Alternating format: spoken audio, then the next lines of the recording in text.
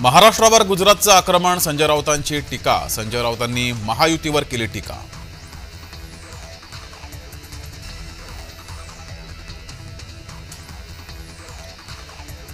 राज्यातील विधानसभा निवडणुकीसाठी येत्या बुधवारी मतदान होत आहे. राज्यात अनेक मतदारसंघात अतिदुर्गम ठिकाणी आहेत. या भागात आता मतदान व्यवस्थित व्हावं यासाठी येथील निवडणूक अधिकारी आणि कर्मचाऱ्यांना भारतीय हवाई दलाच्या हेलिकॉप्टरनं सोडण्यात आलेलं आहे. गडचिरोलीतील अहेरी मतदारसंघ डोंगराळ भागात आहे. अशा अतिदुर्गम आणि अतिदुर्गम ठिकाणी असलेल्या या मतदारसंघामध्ये आता अतिसंवेदनशील भागात सुद्धा मतदान यंत्रणा सज्ज करण्यासाठी सोडण्यात आलेलं आहे.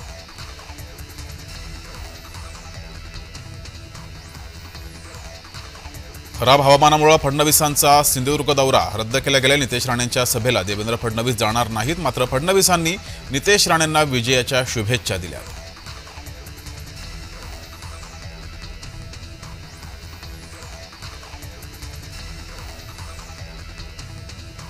विधानसभा निवडणुकीच्या निमित्तानं सध्या महाराष्ट्राच्या आकाशात 40 हेलिकॉप्टर आणि 15 विमानांची भिरभिर सुरू आहे. यावेळेस निवडणुका एकाच टप्प्यामध्ये होत असल्यानं नेत्यांची प्रचारासाठी मोठ्या प्रमाणात धावपळ होत असून मोठ्या पक्षांच्या प्रमुख नेत्यांचे हवाई दौरे सुरू आहेत. निवडणुका जाहीर झाल्यानंतर प्रचाराला कमी दिवस मिळाल्यानं सर्वच पक्षांचे नेते अनेक प्रचार सभांना हजेरी लावायला ठिकठिकाणी जात आहेत.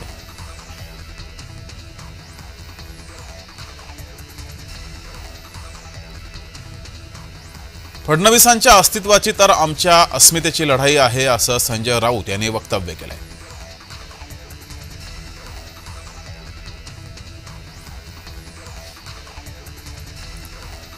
शिवसेनेनं स्वतःच्या उमेदवाराला पाठिंबा नाकारला. देवळाली मतदारसंघात महत्त्वाची घडामोड. सरोज अहिरे यांना महायुतीचा पाठिंबा. राजश्री अहिरराव यांची उमेदवारी पक्षाकडून मागे घेण्यात आली आहे.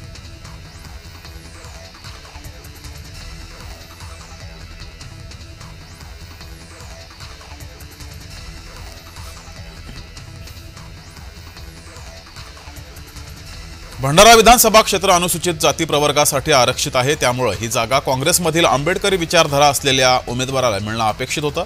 काँग्रेसचे प्रदेशाध्यक्ष नाना पटोले यांनी आंबेडकरी कार्यकर्त्याला संधी दिली नाही. काँग्रेसला मतांसाठी आंबेडकरी समाज हवा असतो. राजकारणात संधी देताना त्यांना याचा विसर पडतो, असा आरोप आंबेडकरी चळवळीतील कार्यकर्त्यांनी केला आहे.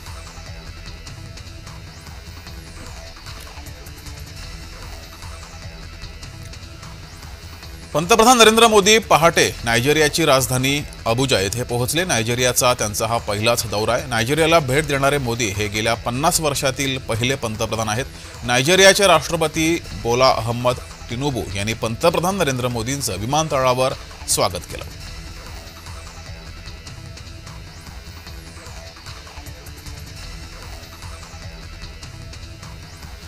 मी थोड्या दिवसांचा पाहुणा आहे. प्रचंड वेदना होत आहेत. सारख्या सलाईन घेतोय. मी सलाईन तोडून आलोय. माझं शरीर मला साथ देत नाही, असं जरांगे यांनी म्हटलंय. माझी तुम्हाला हात जोडून विनंती आहे. माझ्या समाजाचा लढा एवढ्या वेळेस अर्धवट राहू नये. आरक्षणापासून ते लांब राहू नये. त्यामुळे सर्वजण एका जागी ताकदीनं उपोषणाला बसून एकदाचा आरक्षणाचा तुकडा पाडू, अशी भावनिक साथ मनोज जरांगे पाटील यांनी सकल मराठा समाजाला आणि समाजाच्या कार्यकर्त्यांना केली आहे.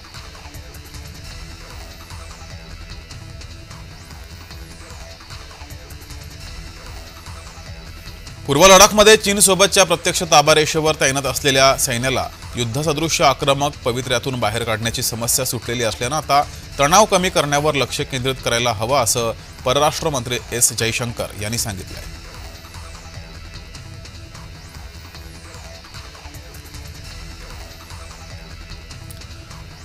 जगामध्ये अनेक देशांमध्ये राजकीय अस्थैर्य आहे. मात्र भारतातील राजकीय स्थैर्याकडे जग आशेनं पाहत आहे. एखाद्या देशातील सरकार सलग 3 वेळा सत्तेवर येणं ही सर्वसामान्य गोष्ट नाही. हे भारतामध्ये घडलंय, असा विश्वास व्यक्त करत परराष्ट्र मंत्री एस जयशंकर यांनी हा विश्वास व्यक्त केला आहे.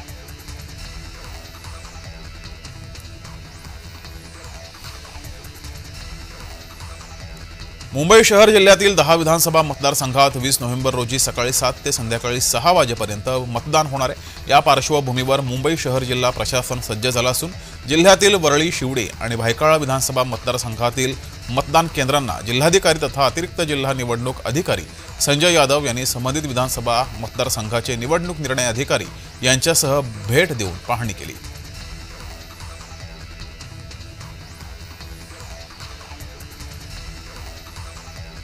जेव्हा महाराष्ट्रात आणि देशात भाजपा पराभवाच्या जवळ जातो त्यांना त्यावेळेस हिंदुत्व आठवतं. बटेंगे तो कटेंगे यापेक्षा हा 18व्या शतकातला नारा आहे. पढेंगे तो बढेंगे ही घोषणा द्यायला पाहिजे असं वक्तव्य केलेलं आहे जयंत पाटील यांनी. जयंत पाटील यांनी भाजपावर हल्लाबोल केला आहे.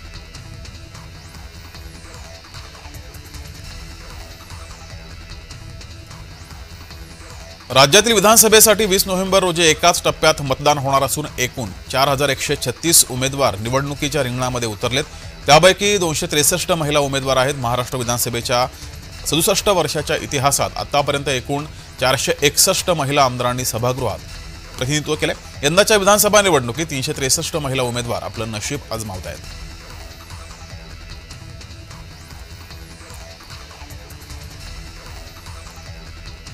विधानसभा निवडणुकीसाठी मतदारांना विनासायास मतदान करता यावं, त्यांच्यातही उत्साह रुंदीगत व्हावा यासह पुरेशा सुरक्षित वातावरणासह अधिक सुरक्षिततेला प्राधान्य देण्यासाठी तत्पर रहा. याचबरोबर कुठे जर शांतता भंग करण्याचा अथवा आचारसंहितेचे उल्लंघन करून कोणी जर वातावरण कलुषित करण्याचा प्रयत्न केला तर त्यांच्याविरुद्ध तत्काळ कठोर कारवाई करण्याचे निर्देश विशेष निवडणूक निरीक्षक राम मोहन मिश्रा यांनी दिले.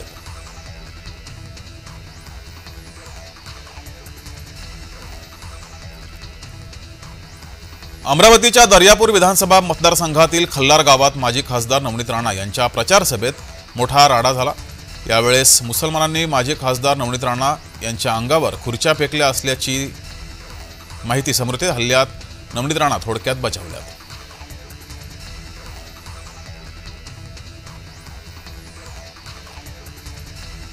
भंडारा विधानसभा मतदारसंघ अनुसूचित जाती प्रवर्गासाठी आरक्षित आहे. त्यामुळे ही जागा काँग्रेसमधील आंबेडकरी विचारधारा असलेल्या उमेदवाराला मिळणं अपेक्षित होतं.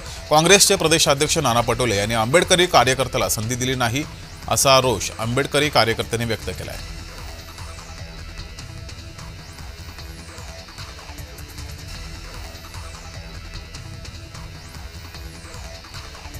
मौलाना खलीलुर रहमान सज्जाद नोमानी यांच्या विरोधात चौकशी सुरू झाली आहे. महाराष्ट्र निवडणूक आयोगाच्या अधिकाऱ्यांशी काल रात्री त्यांचं बोलणं झालं. परभणीचे मुख्य निवडणूक अधिकारी जिल्हाधिकारी यांनी तपास सुरू केलाय. तसंच रात्रीपर्यंत ते आपला अहवाल निवडणूक आयुक्तांना पाठवणार आहेत असं वक्तव्य किरीट सोमय्या यांनी केलंय.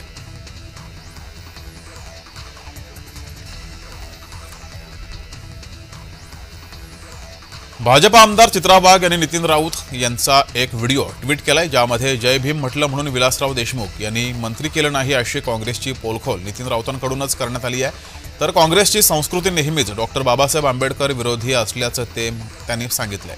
चित्रा वाघ यांनी हे वक्तव्य केलंय.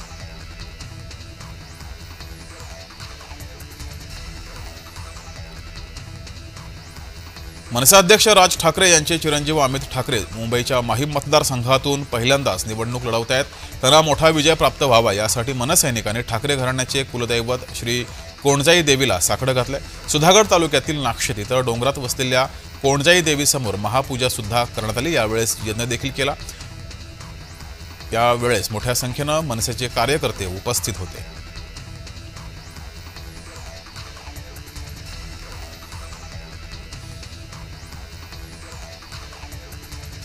खासदार ओमराजे निंबाळकर यांची पंतप्रधानांवर खालच्या पातळीवर त्यांनी टीका केली. उद्योगपतींच 16 लाख कोटी रुपये कर्ज माफ केलं. हे कर्ज माफ केलं नसतं तर त्यांनी कुठल्या तरी झाडाला फाशी घेतली असती.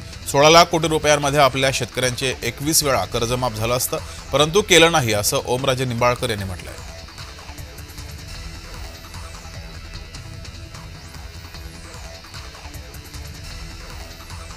उद्धव ठाकरे यांची बोईसरमध्ये जाहीर सभा होणार आहे. पालघर विधानसभेचे शिवसेना उद्धव बाळासाहेब ठाकरे गटाचे उमेदवार जयेंद्र दुबळा आणि बोईसर विधानसभेचे शिवसेना उद्धव बाळासाहेब ठाकरे गटाचे उमेदवार विश्वास वळवी यांच्यासाठी उद्धव ठाकरे यांची सभा होणार आहे.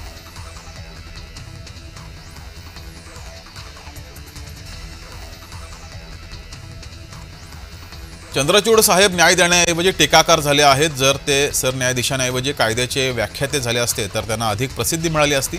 अशा शब्दात निवृत्त सरन्यायाधीश चंद्रचूड यांच्यावर उद्धव ठाकरे यांनी निशाणा साधलाय.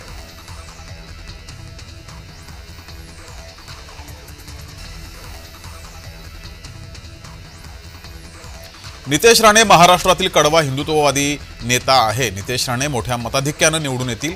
देवेंद्र फडणवीसांनी नितेश राणे यांच्याबाबत हे वक्तव्य केलंय.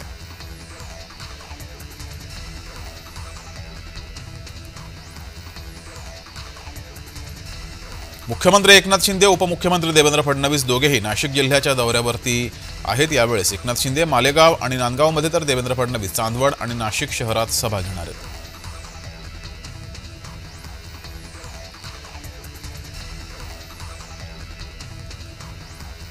हिंदूंनो एकजूट व्हा, मुसलमानांकडून मवियासाठी फतवे निघतायत। मवियाला मुसलमानांचं कौतुक आहे। गोविंदगिरी महाराजांनी मवियाला सुनावलंय।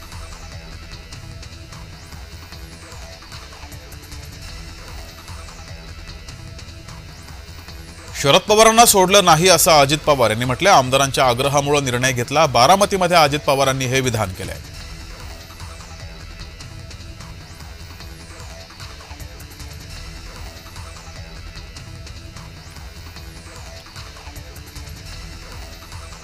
उद्धव ठाकरे यांची बाळासाहेबांशी तुलना अशक्यच आहे।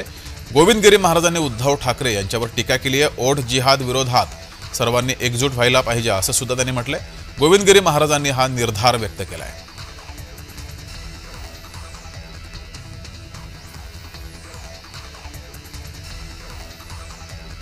घरातीलच दोन उमेदवार आहेत, त्यामुळे जनतेची पंचायत झालेली आहे। बारामतीमध्ये अजित पवारांनी हे वक्तव्य केले। अजित पवार यांच्या विरोधात युगेंद्र पवार आहेत आणि यावर अजित पवारांनी हे वक्तव्य केलंय।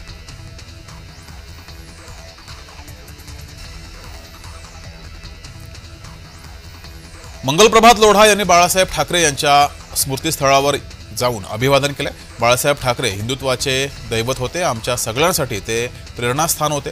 त्यांच्याबाबत मनामध्ये सर्वोच्च स्थान आहे। दरवर्षी इथे अभिवादन करायला येतो असं मंगलप्रभात लोढा यांनी म्हटलंय।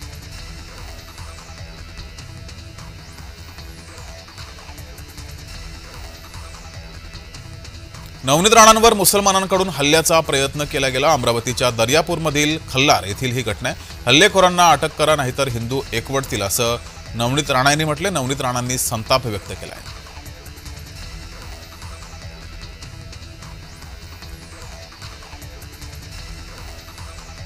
जय भीम म्हणालो म्हणून विलासराव देशमुखांनी मंत्री केलं नाही। नितीन राऊतांकडूनच काँग्रेसची पोलखोल केली गेली आहे। भाजपा आमदार चित्रा वाघ यांनी नितीन राऊत यांचा हा व्हिडिओ ट्विट केलाय।